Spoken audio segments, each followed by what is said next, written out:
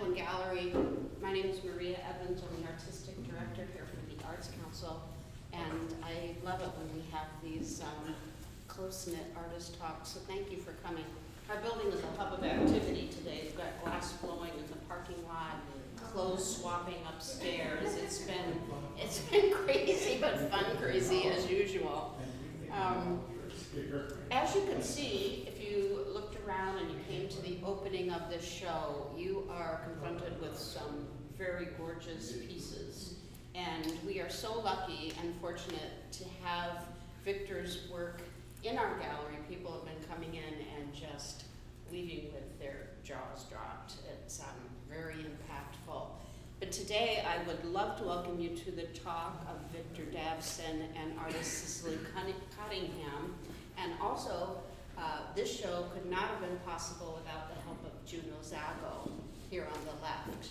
And I'd like to read kind of a formal introduction for Juno because I had the pleasure of working with him, but when I work with someone to put a show together, we're usually hammering nails and unrolling canvases, and I don't get to know every single little detail. So I'll read a little bit about Juno, and then he is going to take over and moderate the talk. Then we'll open it up for questions from the audience. Juno Zago is a Brazilian painter and collage artist working in Newark, New Jersey. He obtained his BA from Ramapo College of New Jersey in 2016. He worked at Gallery Alfaro in Newark, New Jersey for 7 years and was creative director his last year there. In 2024, he was the inaugural Newark, New Jersey artist in resident and leading artist for Project Art, where he taught children without access to art classes and is also amongst the recipients of the 24-25 Creative Catalyst Grant by the city of Newark. So Juno's quite accomplished as his own, being a curator and a studio assistant to Mr. Davson. So thank you very much. I'd love to turn it over to you, Juno. Thank you. Hi everybody, good afternoon. Thank you for coming this afternoon here to the Taplin Gallery. Thank you so much for the Arts Council of Princeton for having us. As Maria introduced me, I'm Juno Zago. I've been an art person for for a decade now. It's about as long as I've known Victor.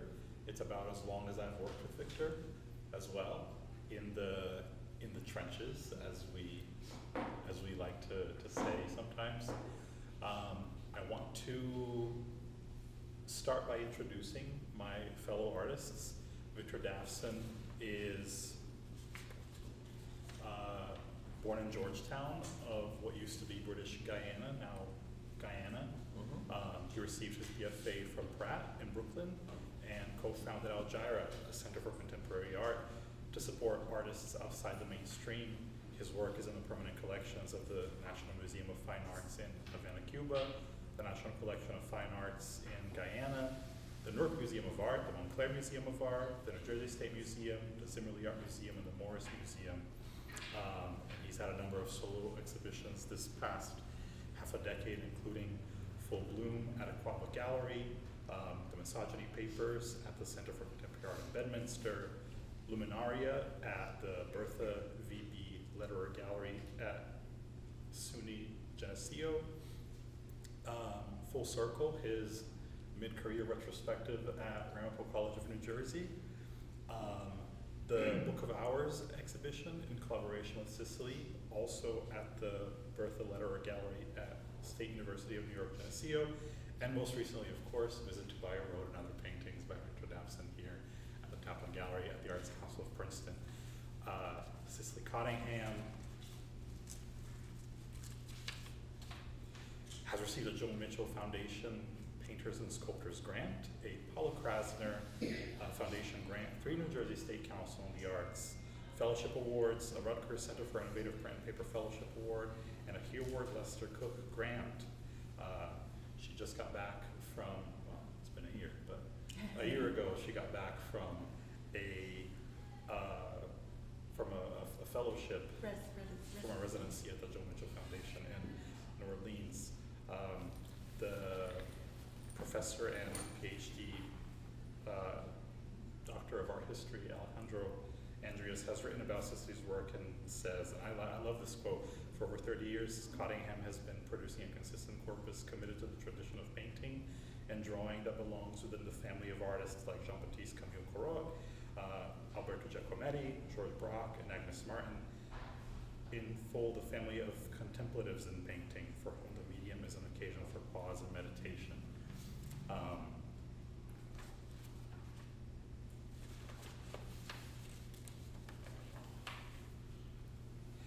I got to work with Victor in the curation of this exhibition, as I work with Victor in a number of capacities as his and Cicely's studio assistant in their home in West Orange. And this was a sort of a meeting of the minds, of course, between the Arts Council of Princeton and him and I. And curation is something that I got to get a hand in my last year working at Galleria Faro. Got to curate sort of a couple of really interesting group shows, one really special solo show for a young emerging artist, Leo Thompson, and then sort of shifted gears once Galleria Faro closed, continued working with them, and this was a really special opportunity. We've been, the show opened a couple of weeks ago, but it's been in the works since about, I don't know, March, April, May. It's been a real treat to select these works, and I'm gonna love letting you guys know all about it. So, could you all help me give a hand to welcoming Victor and Cicely?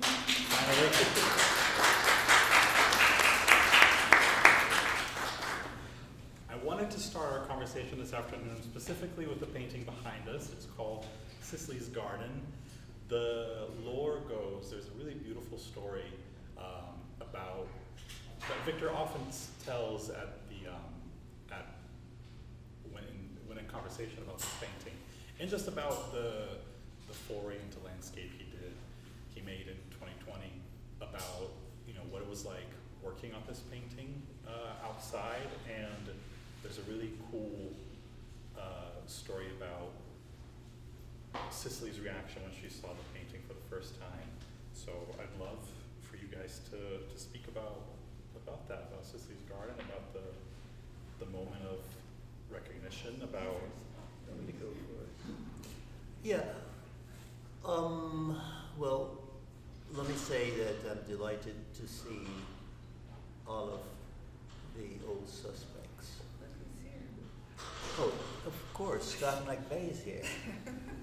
Scott McVeigh is one of the people who was a very passionate supporter of what I did for 30 years in Newark. And so thank you, Scott, if I didn't say thank you before.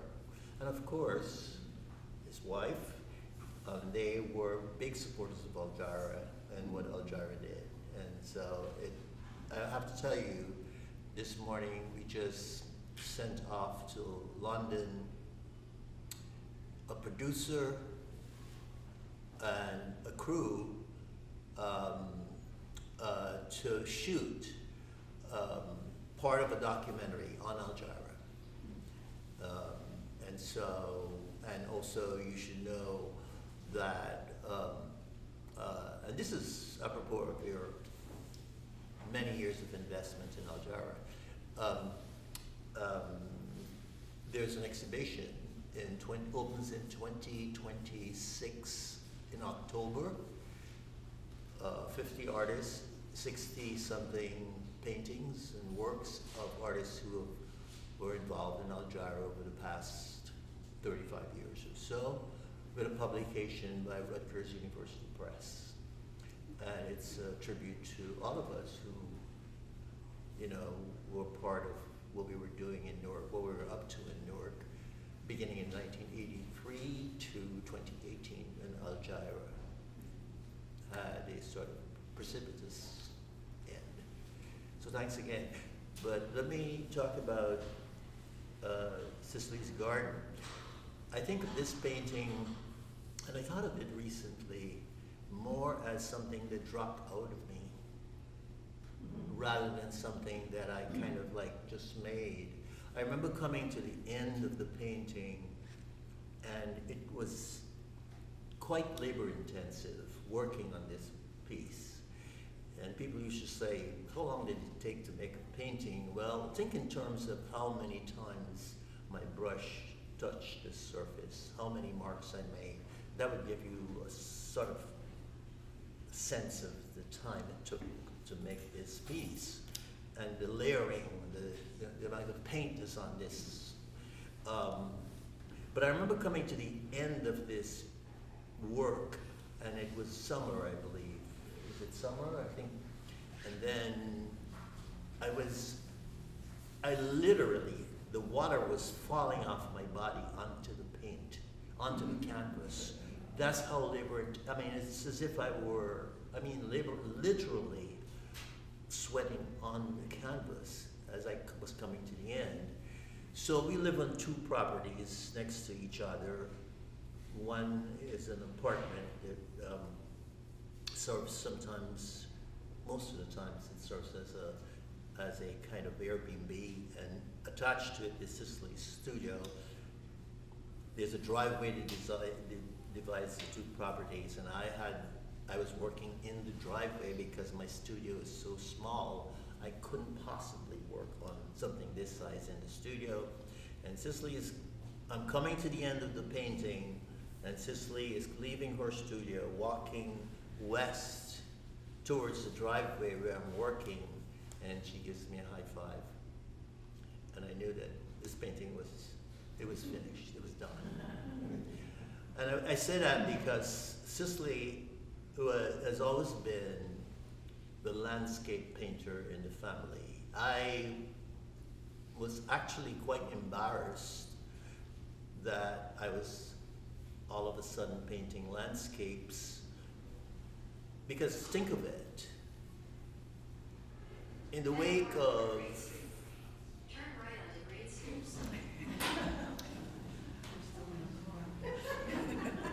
think of it, in the wake of Me Too, in the wake of MAGA, in the wake of all that's going on, maybe not in the wake, but in light of all that's going on, why would I be making landscapes? And so it's a question that I'm not going to try to answer because it's really a complicated one. I'm not going to try to answer it now and today. It particularly is particularly poignant because I'm a black man. I also am in a mixed race marriage, and I'm painting landscapes. And around me is all of this.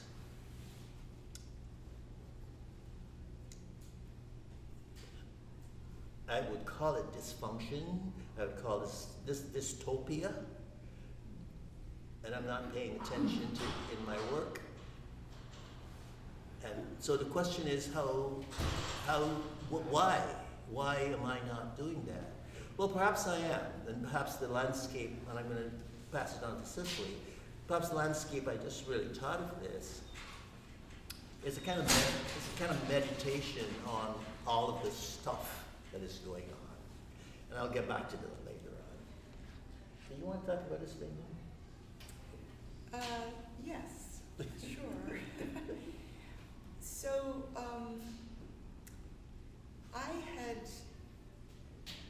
this was the beginning of the pandemic, and I've known Victor for 40 years. So I have seen his work over the course of 40 years. And I also knew his training in Guyana, which was a British colony when he grew up. It was taught by a British expatriate who he still communicates with today. And he had a really great academic art training. So he's very skilled, and he's brought that to all of the work that I've known him,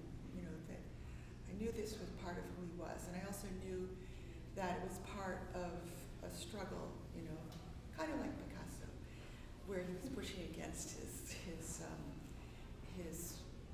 facility. But I never knew the extent of his skill until this landscape work. Neither did I. Neither did he. Excuse me, I have a few allergies, so bear with me. So I realized only in 2020, having my own journey through working with landscape, but also abstraction and a tiny bit of figuration along the way back to landscape, that all of my work, somehow, landscape was in it. So I'm a sucker for landscape. I will look at amateur landscape, you know, historical. I just love landscape. So when I walked out of my studio, and because I wasn't paying attention, we have rules in the family that we don't enter one another's studios unless we have permission, and we don't comment on the work while it's in the works. So even though Unless invited. Unless invited, but here he was working outdoors in the driveway where I have to cross over to my studio. But I was, you know, I'm a good girl, and I was obeying the rules as much as possible. So when I just came out and saw this, I was just stunned, really, and excited, and the fact that he and Juno, you know, you need to moderate me if I go into the next questions. Oh, don't worry. But the garden that summer during the pandemic happened to be a really beautiful one. Primarily because we had a little more means to spend on it because of the pandemic, quite frankly, and the weather really was just the weather was in collusion with it. And one of the things that I do during the summer in honor of my mother is to plant a ton of vinca, white vinca. And so I always refer to it as sparkles. You know, as long as the garden has got some sparkles. And this painting had sparkle. And I just, yes. So I was stunned, and then it went from there. Yeah. And I gave him a high five. I wanted to start there because I think it's really interesting I think in circles like this, it's not the most, it's not incredibly unique, I don't think, for creatives to find each other and become life partners. But I think it is unique in this regard that, you know, from that juncture point, from that high five forward, here you have Victor, who's an artist who has spent a lot of time oscillating between abstraction and representation with a lot of culturally significant bent to his work. And you have Cicely, who's an artist who oscillates between abstraction and landscape, but whose work has always been incredibly rich in atmosphere. Now sort of turning to face the same direction and to make work about the same subject matter from obviously unique and unmistakably themselves as a viewpoint. At the opening reception, Victor, when you got a chance to speak, you brought up the idea of nature and nurture. And I wanted, if you could speak about that a little bit more, you as well, Cicely, because the fact that Cicely's garden in the summer of 2020 was a literal direct inspiration, sort of the bedrock of how this all started, and then, you know, we go downhill in a positive light. We sort of find ourselves 5 years later with really natural kind of progressions. I think one of the parts that I really wanted to highlight with this exhibition was the way the work has evolved in this time. Behind us, Cicely's Garden, and to our left, well, my left, but to your right, Cicely's Drunken Dogwood Tree were done, all within a year span in 2020 and 2021. But the work on the other wall in the gallery, those were done in 2023 and then 2024, and as late as earlier this year with the visit to Bayou Road was Victor started this painting last year and was working on it till as recently as early summer. This painting saw many iterations, and so this right here is a really propulsive starting point, to a really fruitful half a decade of art making. And I just wanted to ask you to speak a little more on that nature and nurture thing you were thinking about. Yeah, that came up at the opening. I was asked to make a few remarks about nature and nurture, but that refers specifically, that nature and nurture thing refers specifically to, which I came to late, build an ecosystem as an artist that helps you to sustain your practice. And that is sort of simplifying your life to the point where things that don't sort of move you forward, you kind of exclude those things, or you get rid of those things, or you expel those things from your life. The idea is that being an artist, I think it's a struggle. It's a struggle to be heard. It's a struggle to find your voice. It's a struggle to learn your craft, and then finding the time to make the work is something that all artists know as extremely demanding and difficult. And you begin to understand that it's not something you do on Sundays or you do each month. It's a practice. You have to be in there. You have to be there. It's funny, I'm thinking of Miles Davis. I'm listening to WBGO, and Miles Davis is being interviewed by somebody, maybe a DJ on BGO, or it could have been a national station. And the interview started to ask him questions, and he begins to answer the questions, and then he says abruptly, "Oh, I shouldn't be talking to you, I should be practicing." And the interview just ends like that. Well, practicing is actually, the more you're in the studio, the more you learn how to make your work, the more you learn about the work. There's a conversation between you and your materials, and let me just say that specific, and that has to do with your relationships, your personal relationships. This idea that there's a quote that I've been using recently, that the people who really care about you as a person, as an artist, as a human being, are the people who support your work. And so the fact that you guys are here today is a kind of nurturing and support. You don't have to give tens of thousands of dollars like Scott McVeigh, but just the fact that I have an audience. I have people who, at the end of going through this work, making this work, arriving at this place. I've been trying to arrive at this place since kindergarten. So, and I'm 77 years old. So, go figure, So it's not over. I'm not talking about it has been a journey, but I'm saying, and so there's a kind of nurturing that gets you there. There's a kind of support that gets you there. And,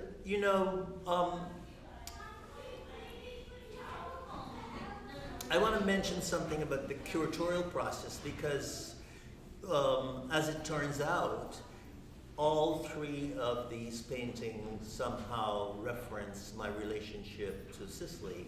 And I don't think that that was intentional, but I think it sort of evolved. It evolved. I told you all that the curatorial process for this began sometime around, March, perhaps earlier, because the Arts Council reviewed pictures for this work and were really excited by Cicely's garden in particular, how to go from there. Yeah. Right now, it's sort of like a chicken or the egg situation. Did we select works that were inspired by Cicely directly, or did Nope. I think I should pick works that Victor references Cicely in for the exhibition specifically? Both can be argued either way. But I want to make the point that there's a conversation going on between the work that was selected.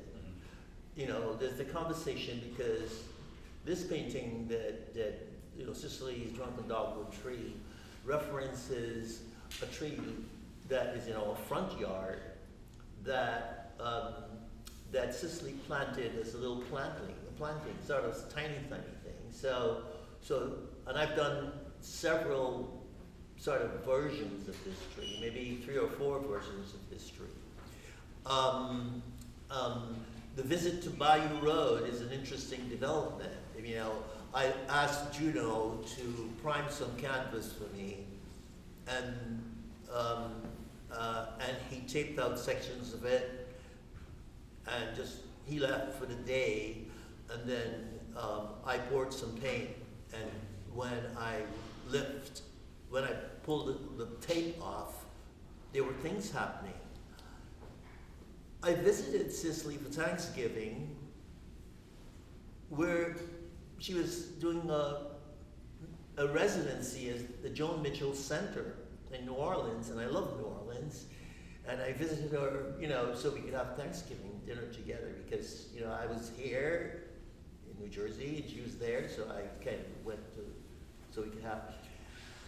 And I think I remember having a discussion while we were sitting on this deck that there was a red tree. Mm-hmm. No.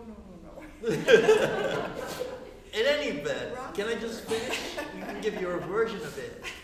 But I remember finishing this painting, and Cicely sort of was telling me there was a white tree and a red tree, and I don't really recall that. I just, it's, again, these things are in your head, and, you're in some ways, they drop out of you. So there's a kind of, you were involved in the process. I think you should give your version. I'll give the true version. As you know, in partnerships, we each have our different stories. As human beings, we all have our different stories about the same thing. We say memory is a collaboration. Memory is a collaboration. Yes. Well, I was there for 6 weeks in New Orleans, and I sat on the deck outside the apartments, looking out onto the small campus right in the middle of New Orleans, but a beautiful little campus.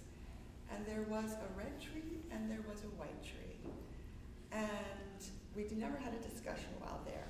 When Victor, well, this is how this is going to go, Juno. Perfect. When Victor came to see me for Thanksgiving, we were going out for dinner, and he came. I had to go into the apartment to spend a little time getting myself together. He sat on the deck where I normally sat where there were tables. So when I saw this, I just immediately knew that maybe it's not true, but I said, there was a red tree and there was a white tree, that he had to be, and so also it's a way, I think that, and I know Juno's going to get to this, so I won't skip too far ahead, but some of the ways that we've influenced one another, because I I talk about that in my work, which we'll get to, but that you don't know, it's many artists, and I'm sure, sorry to bring up Picasso again, but say that the work is telling them what they're thinking. That, doing the work tells them so much about where they are and what they're thinking, and you don't really know all the time of what you're taking in. And so he didn't realize that he had taken that in. I'm convinced that that's what he was painting, and that it kind of stayed with him. So that's my story. Yeah, well, I believe that. I mean, I think that's part of what happens in the process. I think you're like a sponge. Wherever you are, you constantly, I literally sometimes sort of see things and I'm painting them in my head. I literally do that. The time to execute them requires, uninterrupted work time to get to the stuff. That's the other thing about being an artist, a painter. Getting to the studio, sometimes there are lots of obstacles or things that you have to take care of, real practical things like, my friend, you guys know what this is like, you gotta take care of things, brush your teeth, comb your hair, go to the supermarket. You've got to do these things, and these are, you've got to fix the roof or pay, you got to pay the bills. My friend Hugo Bastidas used to pay all the bills and not answer the phone until he was finished making whatever he was making. So, yeah. And these are the trenches that I was speaking about earlier. Victor, something, I've never heard the two of you say that phrase, memory is a collaboration. And humorous and anecdotal as it is, not only memory, but just, process. I think the three of us here on this panel are, as much as we arrive to the work tells us what to stop, but as much as we arrive at a final image, I think process remains of sort of sometimes joyful, sometimes oppressive, but it remains a gigantic part of how the work is made. I think there's so much, and the reason why despite this being the bedrock of the entire painting series, the reason why Visit to Bayou Road we felt was the marquee for this exhibition and why it should bear its title is because it's perhaps the most trenchant of all the works that are here. Victor's describing, asking me to, I'm his studio assistant, I'm also Cicely's studio assistant, but I work with Victor most closely. And he's describing sort of, having a purpose for these 4 pieces of canvas. And he wants them to be primed a certain way and prepared a certain way, but then that's it. He's not asking me which way to prime it and which way to prepare it. I'm sort of delivering to him something that I think instinctually is going to work with what he's been up to, and then maybe it's also a challenge issuing to see where the work could go. And so it just so happens that in the process of painting over these taped off trees, the red one was sort of stained under the masking tape, and the white ones were then treated differently. These were canvases that weren't originally sort of joined together as a diptych. They were prepared separately. The work came together in the studio while he was working on them. And it didn't end there, because after we had thought it was done, by November or December of last year, more exploration continued to happen after conversations he had with artist and friend Cynthia Hawkins. So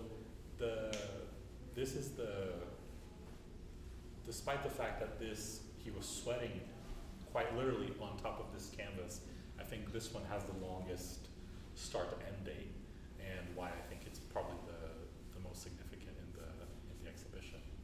I I wanted to ask Cicely, what you make of the whole of my claim that the show is that you are the connecting thread between the works.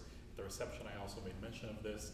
Cicely's garden, Cicely's drunken dogwood tree, the visit to Bayou Road. Who was being visited at Bayou Road? It was Cicely Cottingham.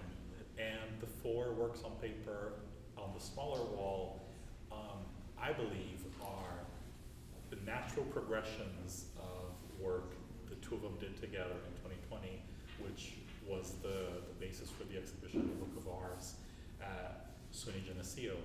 And these are really detailed and labored over, but at their base is a mirrored watercolor painting. Well, acrylic painting in watercolor technique. And so that references back work the 2 of you did in 2020. And sort of, we've spoken about this thread now. I wanted to know how you see the thread. Can I say something about these 4 pieces? Because Please. there's something very significant about the idea that I mentioned earlier about meditation. One of the things that we do routinely, one of the most beautiful parks in Essex County, New Jersey, is the Verona Park.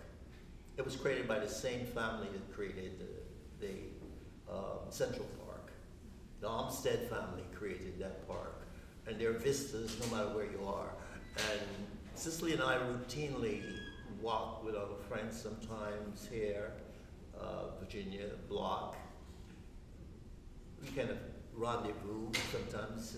But we walk around the lake in the park. It's an amazing experience. It's an amazing meditation on nature. Probably we walk around early in the day. And one of the things that this work is referencing is the kind of, you've got this kind of, this sort of framing happening by the trees up front, but behind them is the water, and behind them is the lake, behind them is, so this work is also part of a kind of, or references the kind of ritual, the ritual that is part of our life, the kind of, the walk, the meditative walk that centers you for the rest of the day. That you take this walk, and I know you want to say something, you're going to want to say something about the experience we had recently, about the landscape, the light, the color, particularly at this time of the year, is just absolutely amazing as you watch the shift in color, in light, in nature, reflection on the lake. I mean, it's impossible to capture as an artist. You could only deal with it in a kind of, as Jack Whitten said about his show recently at MoMA, I think it was, all you got for light is what's in your tube of paints. But, you know, the actual experience of walking, there's nothing compared to that. I mean, you could have an aesthetic experience by looking at these objects. And these objects are the accumulation of, you know, my training, you know, as Cicely mentioned, my high school training came out of an entirely colonial kind of program. There's a man by the name of Sir William Coldstream who developed a methodology, a way you teach how to point and draw or point and paint, and that's the school. I mean, it's a good thing, but it's also a horrible thing because there are millions of colonized artists, young people who learn to think in that way. I have my own opinion about what I have to say about that. It looks like art, but it's not art. Well, yes, I just want to mention that often what comes up in our marriage is that he married a colonizer. This is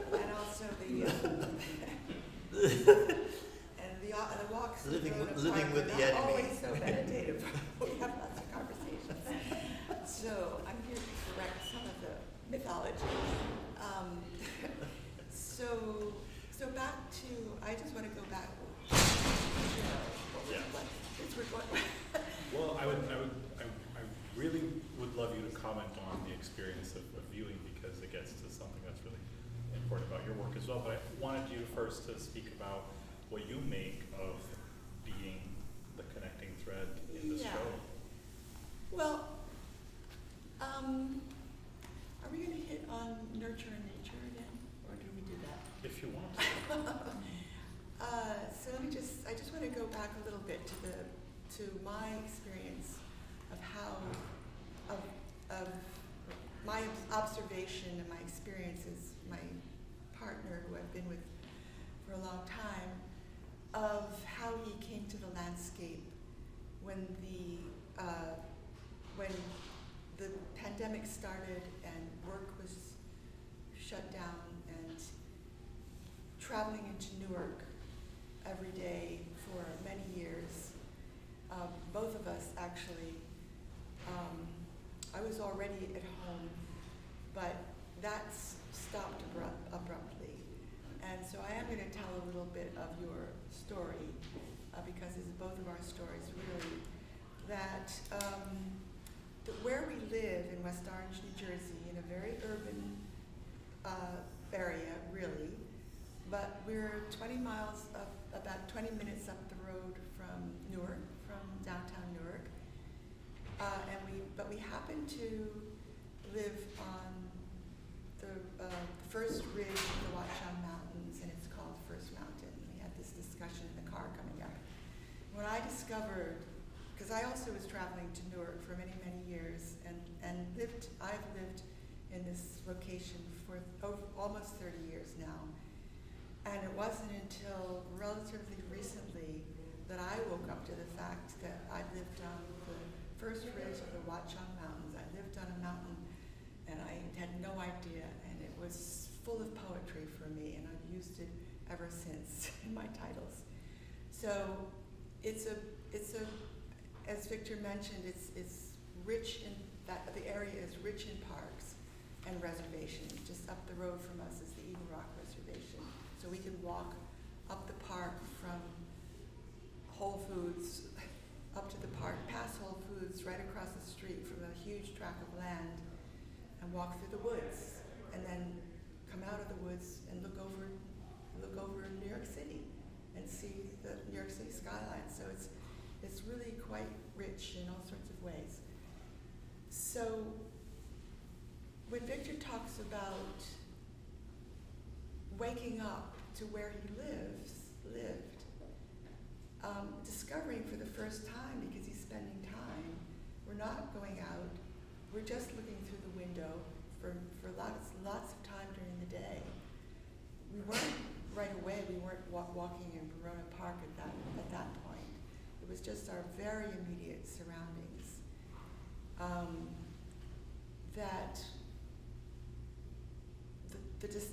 Just waking up to this, and also we had adopted, and I think it was during the pandemic, but you'll tell me. We have a friend, Bill Jones, a Rutgers professor, retired, who had the ritual every Sunday of reading, he and his wife reading to one another. And we thought that was a really, again, poetic thing. And we adopted that ritual at some point. And we were reading a book that my friend Scott DeDecker, wonderful artist, my art buddy for years, recommended, which was The Overstory by Richard Powers. Like a 500-page. That's where Memory as a Collaboration comes from, actually. That quote is by Richard Powers. So we were reading, we were pretty much confined to the house. Every Sunday we were reading from The Overstory, learning about the sentient beings, which trees are, and the life that they have, that we have no idea what they're doing underground, protecting each other, nurturing each other. So there was that, and then at the same time, our friend, our artist friend Cynthia Hawkins, look her up. She's 73, I think, or 4, and after she retired as the curator of galleries at SUNY Geneseo, she retired, and which I'm going to just talk briefly about. We were her last exhibition at the gallery.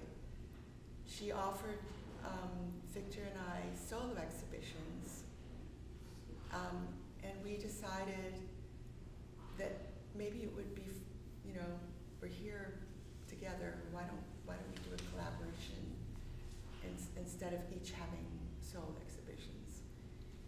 So Victor asked me to think about what that might be, and I had already started some watercolors, and they were on a certain, I don't know, I can't remember the size, but they were about this big, and they were joined to these 2 pages joined together. So I said, well, why don't we just decide on some basic rules?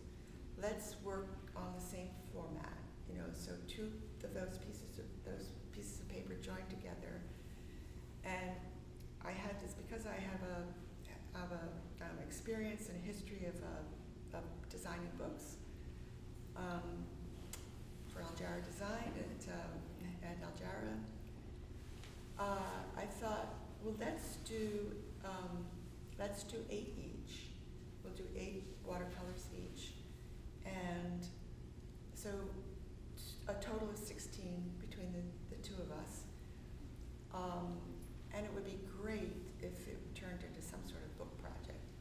So, because of my history with book design, and I love books and the design of books and the whole history of it, I know that 16 is called a signature.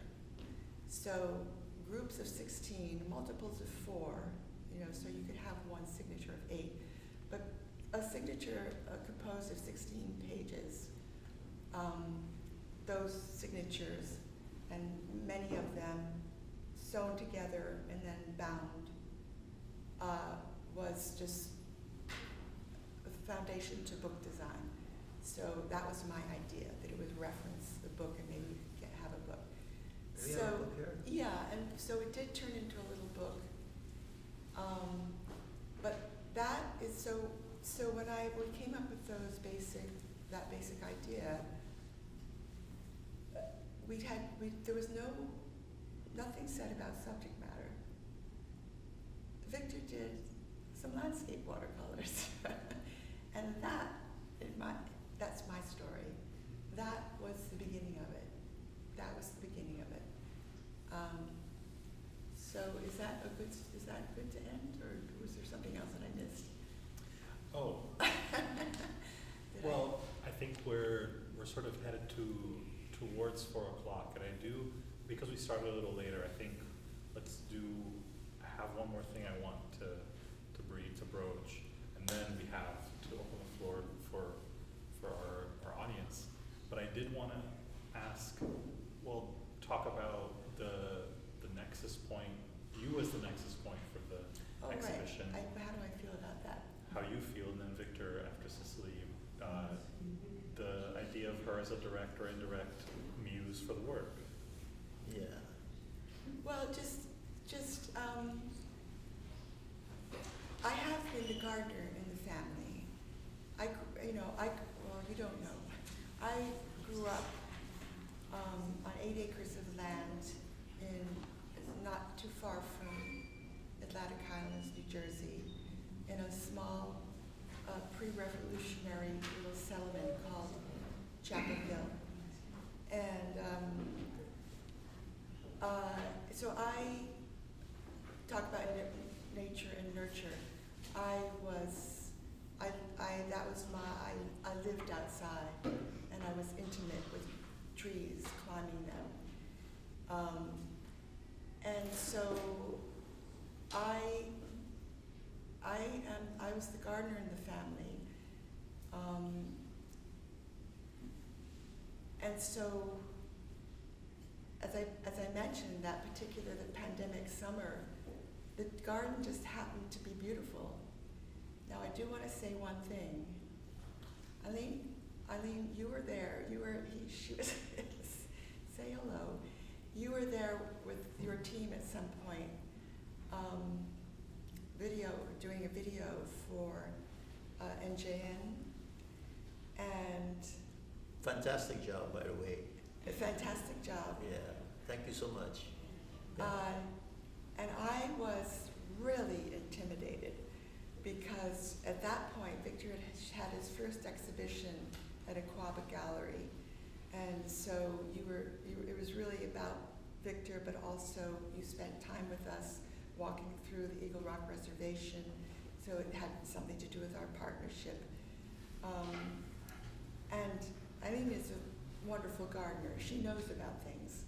I call myself a haphazard gardener. So, and I really am a haphazard gardener. So it was my garden, it's always been my garden. And so I think I planted that tree. I went to New Orleans and for a residency on Bayou Road.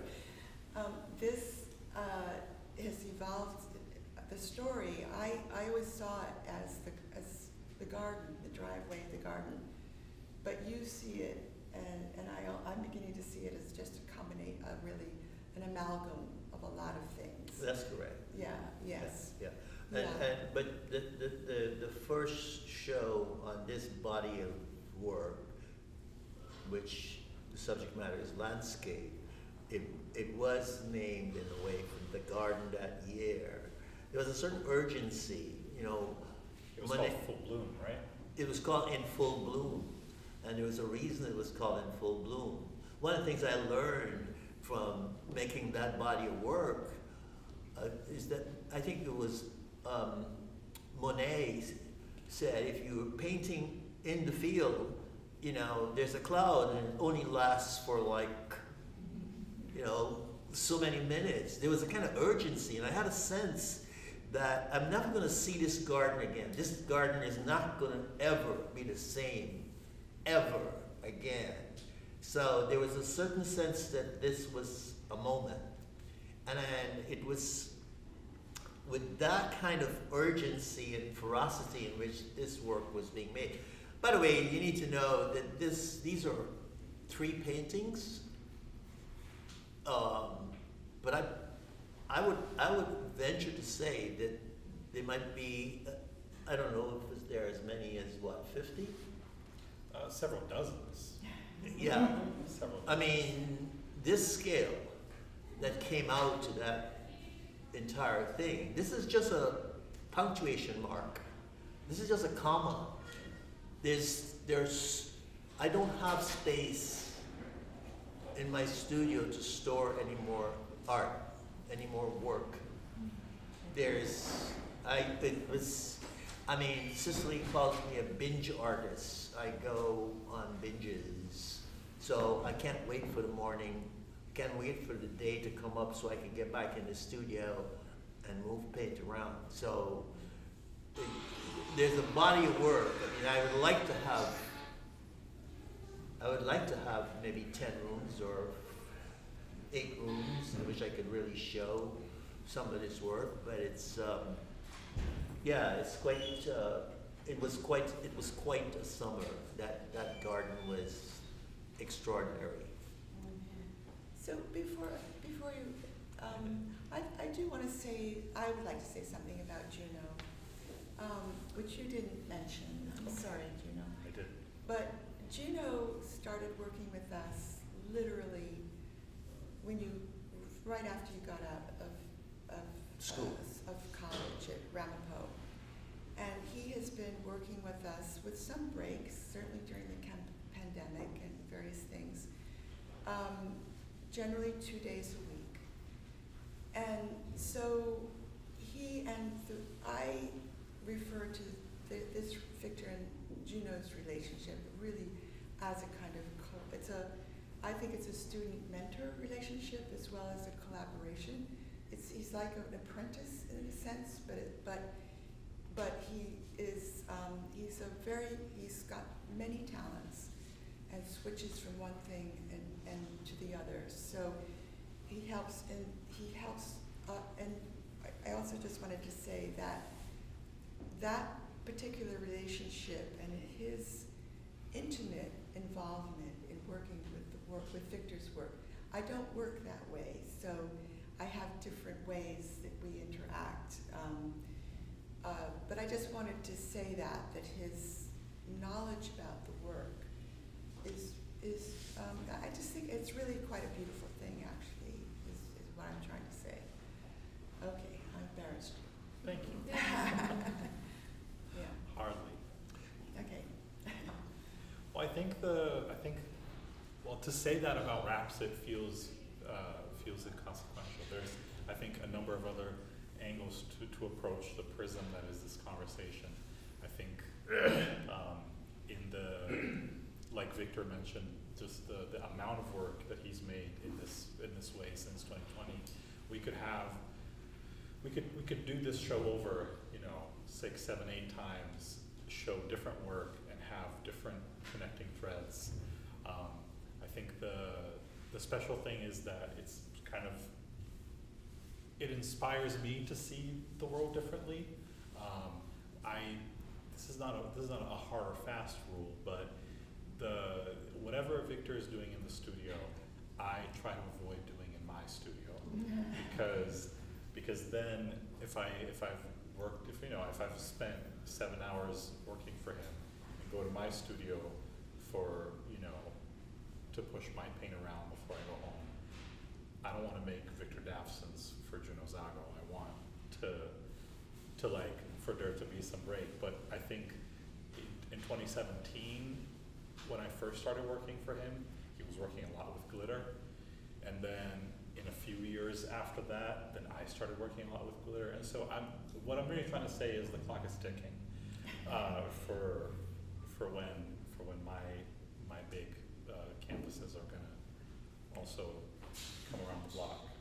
It's anecdotal, of course, but there's no way to work so intimately with another artist. There are ways to be an assistant and never touch a person's work, but this is not the way this relationship has gone. I touch this work all the time. So there's no way to not be inspired by it, to not let the way it exists inspire the way I also look at the world around me. So I wanted to thank you for letting me be a part of it. Thank you all for coming this afternoon. I want to not wrap it, but I think we have time for questions. No, Adam? Yeah. Yeah, please, if anybody would like to inquire about it. What I'd like to say is that, not me? Yeah. The piece that you did, Learning from the Trees, I would recommend everybody, is a wonderful piece. You did it. It's on YouTube. And could you It's state of the art. State of the Arts is a remarkable piece. So I would invite anybody to go see it. Yeah. Yes. Well, first of all, I've known you guys forever, and I was floored to see that you were painting these big landscapes. Right. Because when I forget where I first saw them, I don't know if it was Facebook or wherever it was, and I went, oh, these are so gorgeous, and then I saw your name. And I didn't even put the two together at first, because you were not painting landscapes all those years ago that's when we right. put it together. Yeah. But what I'd like to, and the other thing I want to say before I ask my question is, you call yourself a haphazard gardener, but I remember coming to your house for dinner a million years ago, and I still remember the basil that you grew. Nobody ever grew basil, short of being in Italy like you did, so I would hardly call you haphazard. But Victor, my question is, you mentioned working in the driveway. Did you literally paint these on the ground? Yes. Yes. Oh, sorry. Physically, how did you do that? I mean, were you just bent over, or did you use a long brush, or how did you? No, I just bent over. Wow. Yeah. I mean, I mean it when I say that these things were labor intensive, but you know, I didn't realize it until afterwards. I was in the zone. And once you're in the zone, you're not even fully aware of the impact it's having on your body.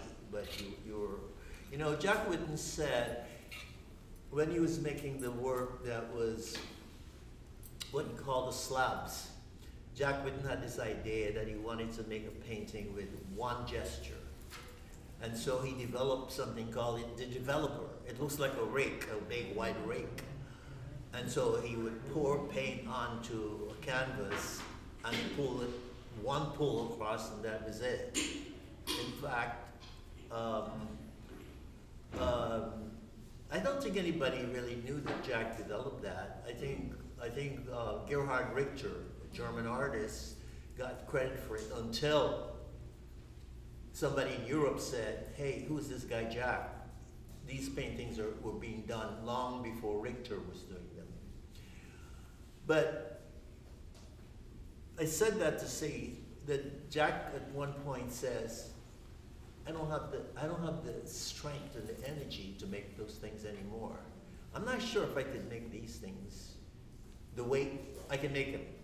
I want to make, but I don't know I can make them the way I made them when I made this. I mean, you know, and in fact, I no longer work in the driveway. Yeah, what we did was we built what do we call it? A deck.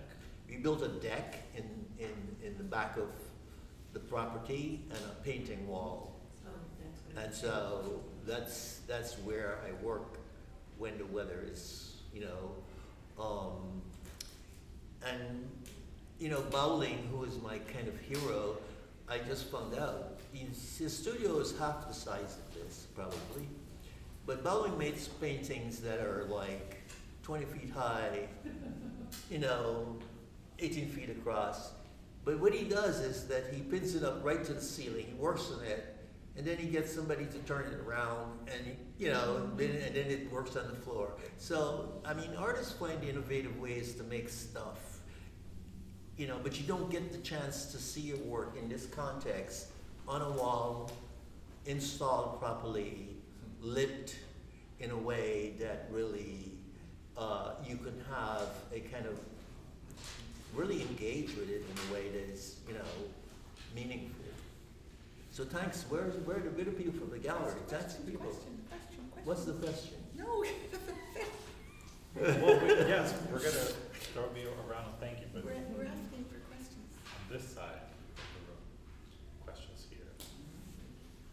All right, throwing it back. Any more? Yes. Well, you have to have a question. What comes after landscape? What comes what? After landscape? What comes after landscape? First of all, I want you guys to know who this person is. Should I do that? No. Don't tell them? No. Okay. But he owns one of the most beautiful pieces from my In Full Bloom. It's a peacock fern painting, and there were only two of them, and it's one of the most beautiful things. I'd say myself.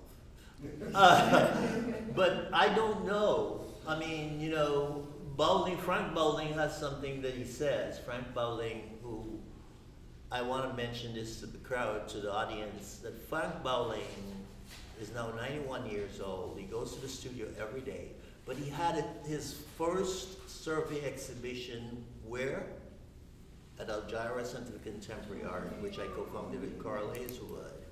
And that made it possible. That helped Bowling to be the first black man in the 200-year history of the Royal Academy for the Arts to become a member. So Bowling always says, and this is back to your question, his intentions are never fixed. I wish I knew what's going to come next. I don't know. There's so much stuff that I want to make, but you know, I thought when I left Pratt, when I graduated from Pratt Institute, I'll be working with charcoal and paper for the rest of my life because that's all I could afford. So there are lots of issues that come into, you know, what comes next. I mean, I was blindsided by landscape. You know, in fact, I was embarrassed that I was making landscape. Before I was making landscapes, I was dealing with paintings on, you know, Harriet Tubman and misogyny, and you know, I was researching all that stuff, social justice, and you know, the meeting, researching on things like, because a lot of the work is based in research, Seneca Falls, and what was happening with the, you know, the suffragettes, and you know, and how Harriet Tubman got left out of the kind of, you know, and then it's like landscapes came like a Mack truck that just, yeah, you know, Pierre has a question, I'm Oh, sorry. Pierre, you want to complicate my life?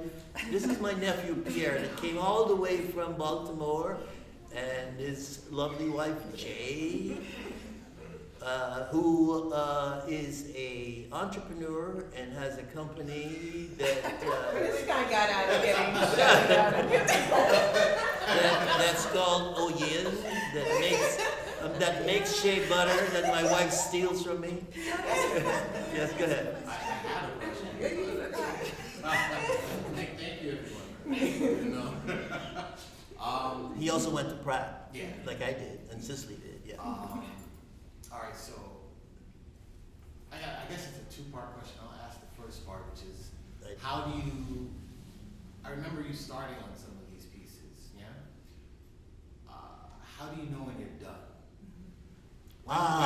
When do you walk away and say, you know what I mean? Because this is epic, you know what I mean, in scale, and I know the passion it takes. You can see the hand of the artist in this, yeah. But when do you? At what moment do you go? And Well, there are two ways. What was the second part? now this is where the complication of life comes in. As an artist, sometimes, and I think this is a limiting view, they say that art should reflect the world. But I think art has the capacity to do more than just reflect, yeah? We can imagine the future, we can do other things. Can you explain can you get more into the feeling of, like you said, it blindsided you, right, landscaping? When there's all that's going on in the world, how did it feel to be like, do you know what I'm saying? Because as an artist, you feel You know why have to speak we know to why it. you're asking that question? You got here late from Baltimore. I talked about that. Okay, all right. But you know, to answer your question about when you know you're done, Cicely and I talk about that all the time. We talk about finding the image, and somehow and then one of the artists that I loved, I think it was, I always mix them up, as Mel Bachner, I think it was, or it could be Jack Tworkov, says that, you know, you keep making marks and then the image implodes. You know when the image implodes. You know when you're there, Right. or you think you know. I mean, in the case of Bayou Road, I thought I was done until one of my friends who I respect said, you got to put some more different greens in there. So I went back and I did it in a few hours. So yeah, I don't think there's a rule that you know when you've finished. I think it's partly subjective. You know, that you feel I've done everything with this. I need to move on to the next. Do you know you got an opinion of that? I think to Victor's point about it being unfixed, it's true because we thought he was done with this last year, and then an opinion from a respected friend made him see it as incomplete once again. Sometimes I'll leave him a prepped canvas it's just a wash of yellow, and then I'll come back in a week and there will be a piece on it, but then he'll reveal to me he started working on it at 4 a.m. that morning. And so to get, sometimes, so what 4 a.m. to 11 a.m. looks like for someone with this training and this amount of time would look different for me, would look different for other artists. And so just Cicely's right to call him a binge artist, because it quite literally pours out of him in like so much gets done in a short window that then gets revisited in intervals to get worked on again. But I do have a story about that.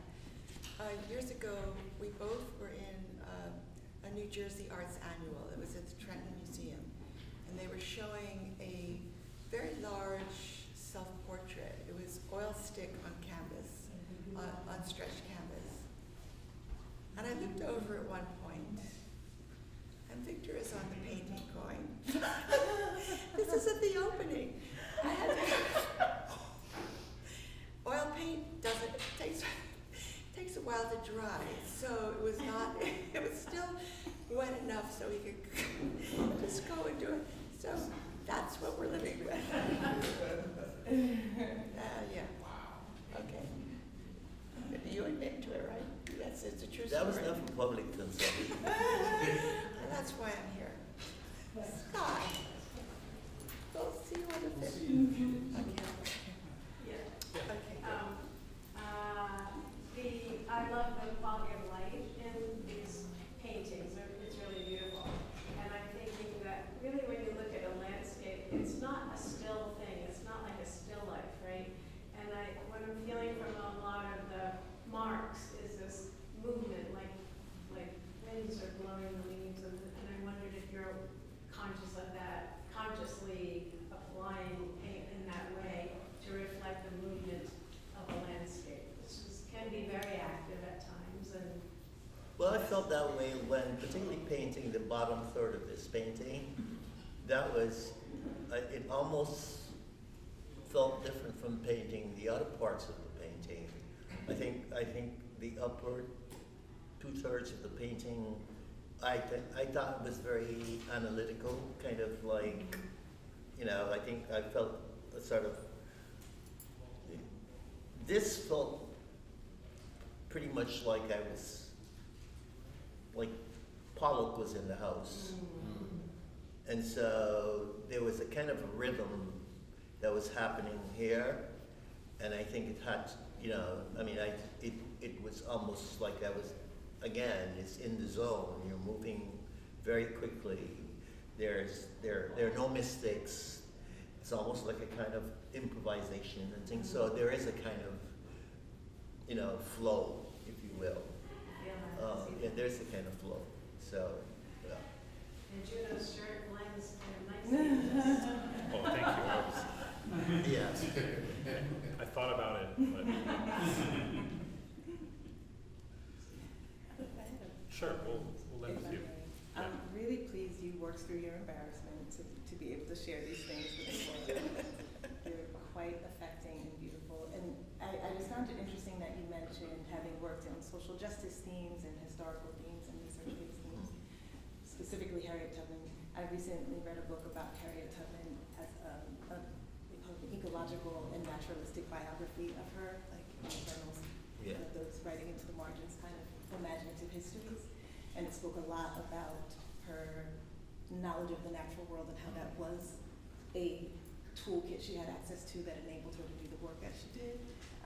And I also think about modern times, particularly during the pandemic, when so many people of color found themselves outdoors and interacting with the outdoors in a way that that had been kind of closed off to our community or not accessible in a certain way recently.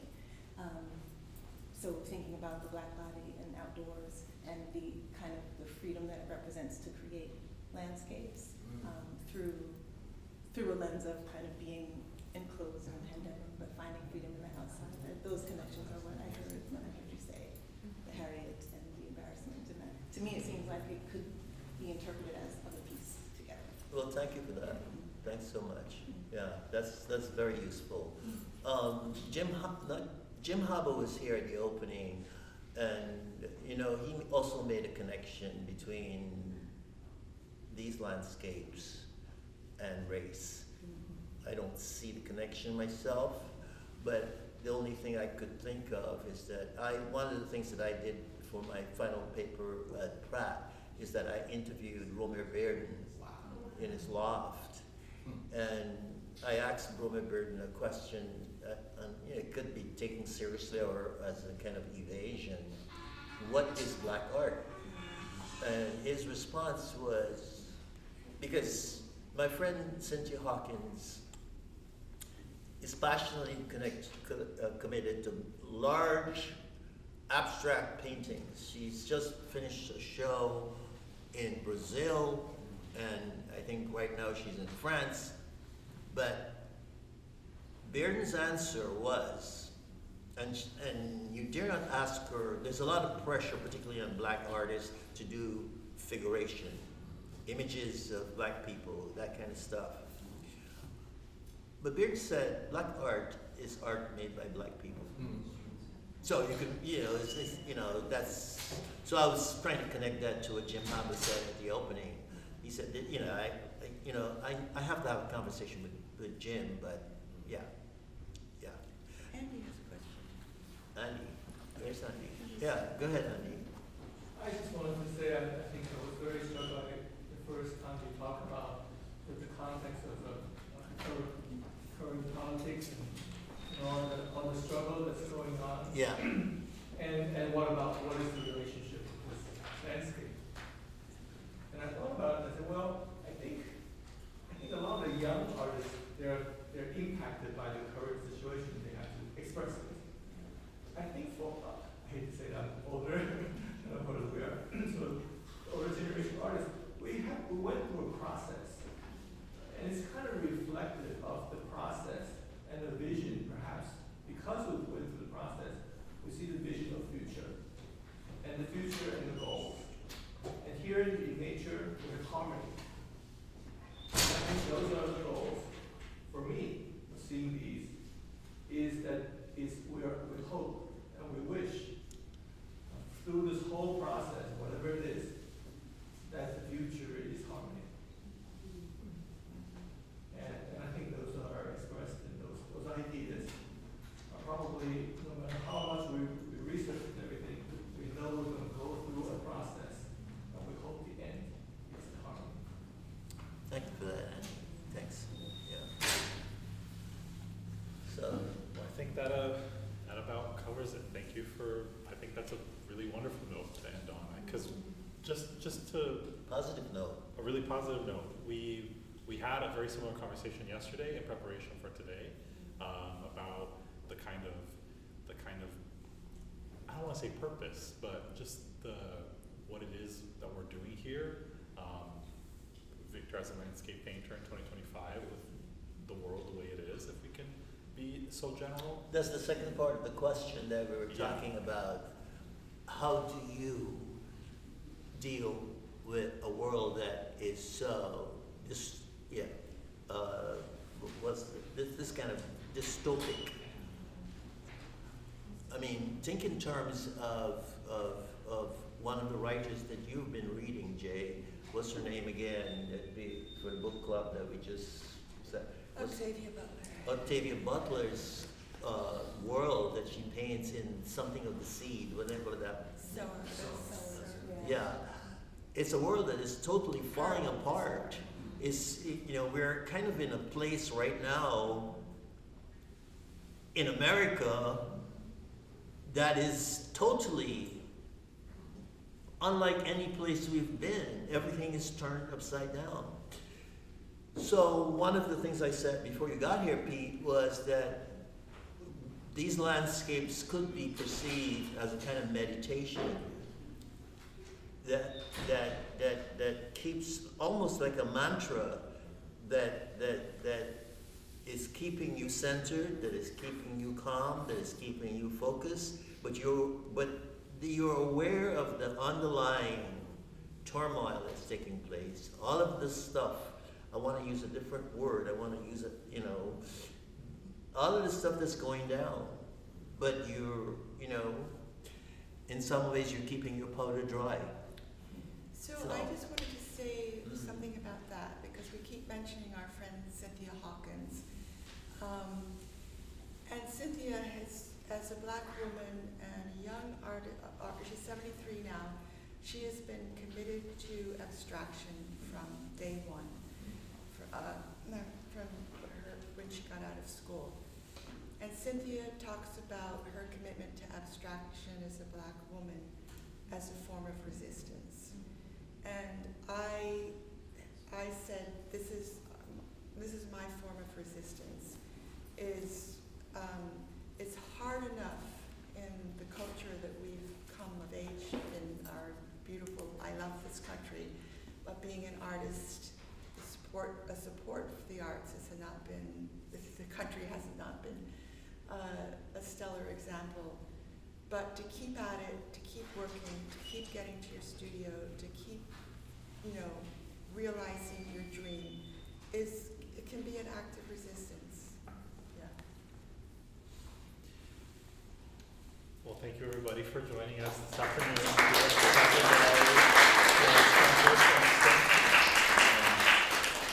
Thank you, Cicely, and thank you, Victor, for Thank you, Juno. for sharing and bearing, and thank you, Adam, and thank you, Billy, for having us. And thank you all so much. My goodness, we're here.